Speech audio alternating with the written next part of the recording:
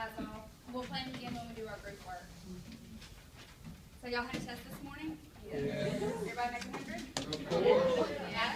Not at home. I know you did. All right, well, I'm going to ask y'all some questions. And for all my super smart people that listen to their lectures, we have handy if you can answer your question right, okay? So y'all can raise your hand if you know the answer. I'll be around, okay? We'll start easy. Y'all like easy? Yes. And I've already introduced myself, but I'm going to introduce myself one more time for the sake of the video. My name is Andrea Edwards, and I'm a graduate student at UMC, and I will be teaching your newborn adaptation class today. All right, let's see. Who knows what normal respirations are for a newborn? Raise your hand. Okay. 30 to 60. Good. Okay, so you are assessing your newborn. Shake a bit. Yeah, good candy. You're assessing your baby. You've got a little boy that was born yesterday. He's good and pink. He's not grunting, not retracting, not flaring. His respirations are 46. Are you concerned? No. Okay. Same scenario, his respirations are 96. Are you concerned? Yes. What are you going to do? Oh, that's tough. Listen to him. We're going to listen for breath sounds. See if they're clear. We're going to, has he been crying? Is he upset? You're going to listen for any of that grunting. Look for retractions. Look for nasal clearing. Any of that. And we're going to call our doctor, right? Okay. All right, let's go for another question. Okay. You're a nurse and you're taking care of baby Noah. Baby Noah's mom calls you to the room and is scared to death because her baby's feet and hands are blue. What are you going to tell the nurse? Raise your hand. I mean the mama. It's normal.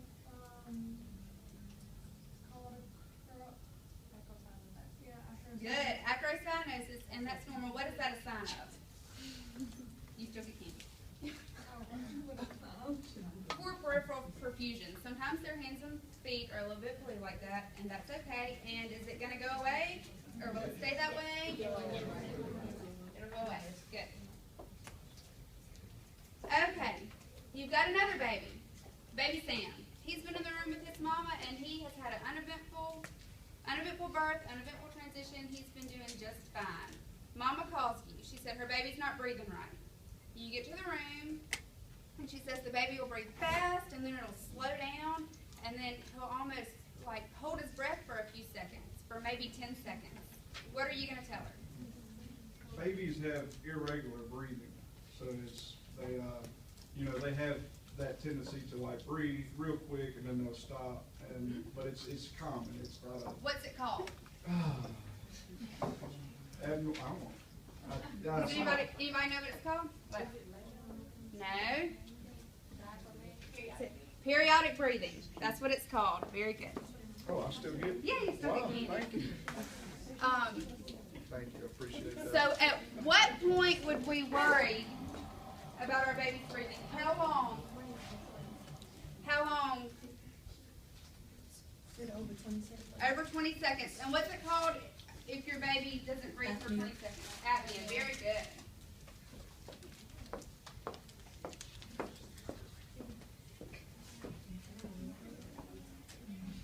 All right, let's get another question.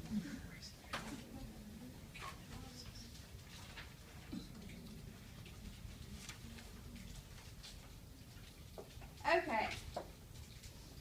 Who listened to the temperature lecture? All right, we got a few hands back here. Ooh, y'all not doing too good. Okay. Who remembers about convection, radiation, evaporation, and conduction? Tell us what you know about it. Do you know what any of those are? Evaporation is air is blowing and... No, I don't want to be on video. Back to the teacher. Think about the pictures. Remember the pictures of the baby laying on the bed? So the baby's laying on the bed and there's the dry air and moist air is coming off of the baby and steaming heat with it. So evaporation is the heat loss from when water is transferred into vapor. Okay, so that's one way a baby can lose heat. What's another way a baby can lose heat? Yes. Radiation. Okay, and what's radiation? A transfer of heat to objects not direct contact of the body. Good. You need to know that. Let's see. 2 other ways babies can lose heat. Conduction, which is the heat loss to the cool surface from the direct contact. Okay, give me an example. Like whenever the baby's laying on like a cold mattress or something. Okay, so if you had a baby born in the delivery room, have y'all been to labor delivery yet? Okay, in the delivery room, the warmer is set up and we pre-warm it. We turn it on so that it can be warm, so that when we take this baby from mama and lay it on the bed, we're not laying it on a cold blanket because it would lose heat. So if you have a baby that's born and you didn't have time to pre-warm that warmer and the warmer's still turned off and you go to lay the baby on the bed, you may get this type of heat loss. Okay? All right, one more time. One more type. What is it? Evaporation. We did evaporation. Convection, isn't that the one we didn't do? What's that? And that's when like you lose body heat, so that the air's cold. Okay, good. All right, let's see.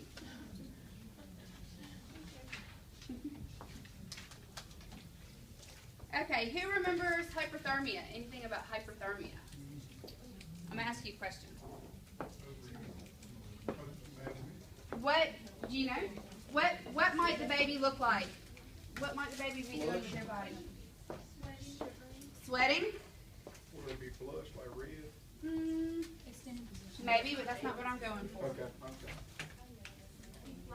Okay. Flaccid, good. What about their position? Extended. Good. Still excited? I'm going to lose track of y'all.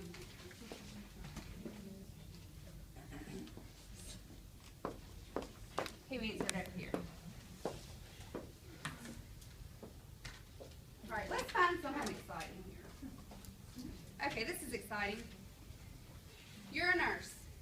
Mama calls you to the room because the baby's got blood in her diaper. Are we worried? And pseudo menstruation, and because of an excessive amount of hormones. It's from maternal hormones. Very good. And so we're okay with that, or we need to do something? We're okay with that. Good.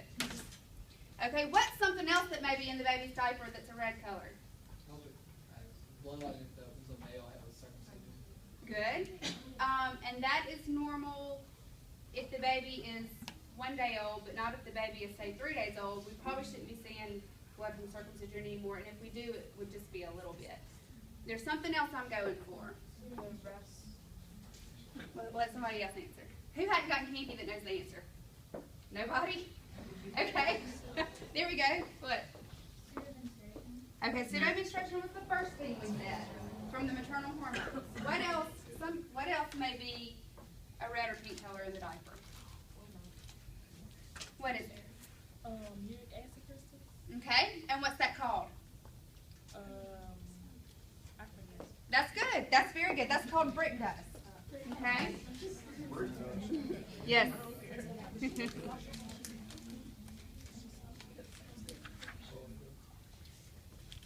What vaccination can babies get at birth? Hepatitis B. Good. What other medicines do they get at birth? Do y'all know any other medicines? The eye ointment, the erythromycin eye ointment, is that a vaccine? No. No. Vitamin K, not potassium. That will kill your baby. Not potassium. Vitamin K, big difference. Why do they get vitamin K? It helps with the clot. Good. You can give my candy. Yeah. Y'all gonna rack up on candy?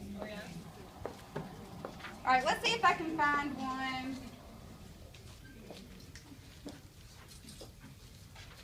Dealing with something else.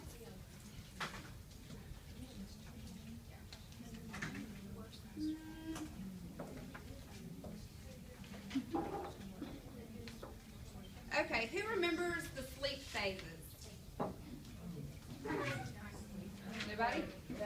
Let's good. Okay, let's see if I can trigger your memory. What period do we start hearing vowel sounds? Anybody can answer. It doesn't have to be just her. What you got? It's like the inactive phase. Good, good. So right at birth, when you listen to your baby, do you expect to hear bell sounds? No, so that's okay. The inactive period is the second phase, and that's called the sleep phase, and that's when we hear bell sounds.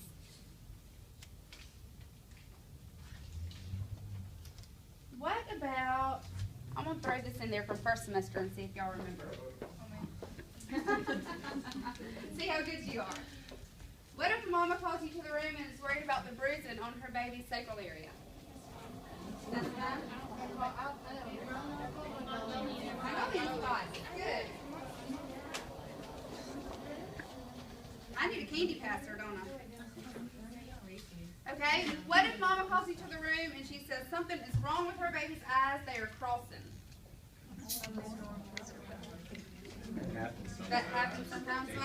Babies, when they start to see things in the environment, they start to focus and they start to realize what they're seeing, and sometimes their eyes cross. And their muscles are weak, and so that's expected, and that's okay.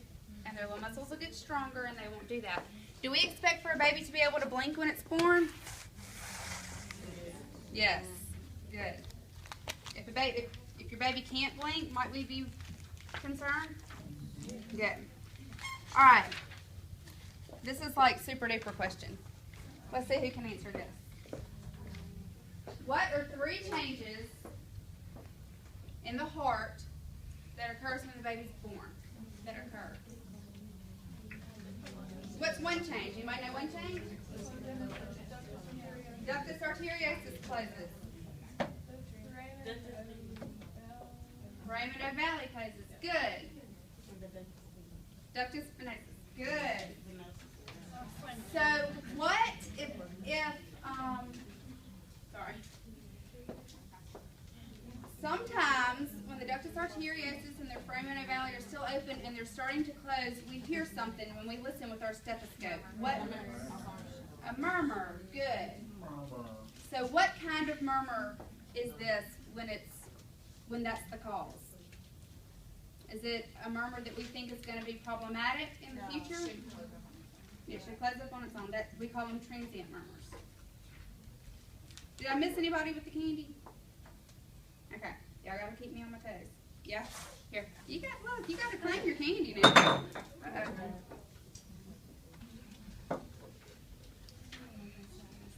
Let's see if I can find something else fun.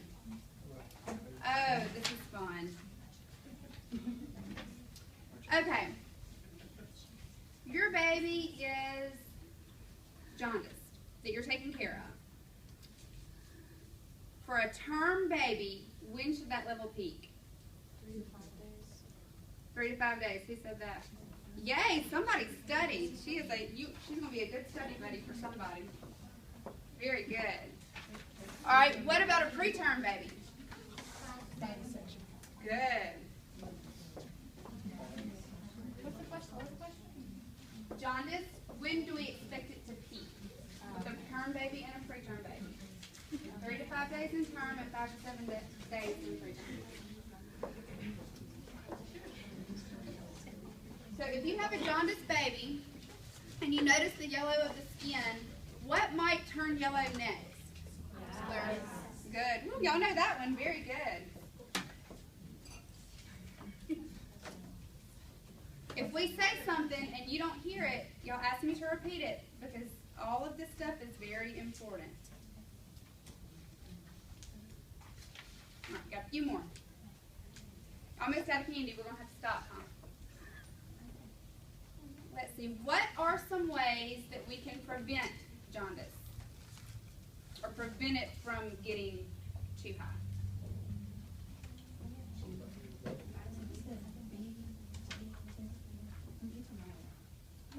Check it No, not a way to check it. A way that we can try to prevent it. Is it prevent the baby from getting cold stress? Cold stress is one. Good. Keep your baby warm. What? I think isn't it you can feed them more if they're not- Early feeding. Yes. Very, very good.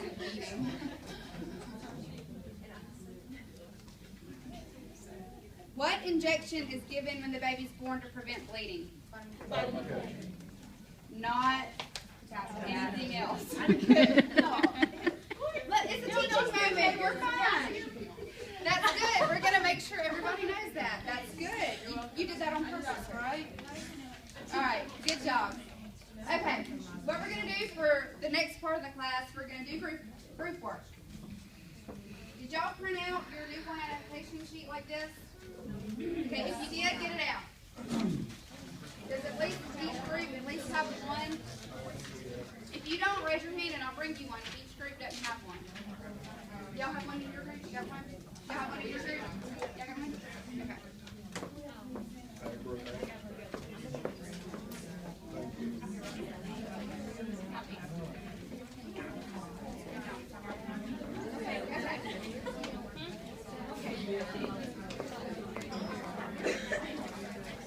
These are groups. All right, here's what you're going to do. Y'all listen up. You've got your groups. You're in your groups already. You know what system you're assigned, right, for your group. You get your book out. You can use your lectures if you want to. You can use your book. And I want you to go through, put your group names at the top. Put your system where it says newborn adaptation. And I want you to go through and find the pathophysiologic mechanism, nursing actions, and parental teaching points, okay, for your system. If you have any questions, raise your hand. I'll be walking around and I'll help you. After we do this, we're going to let you present to the class, okay? So you'll be teaching your peers. Get started.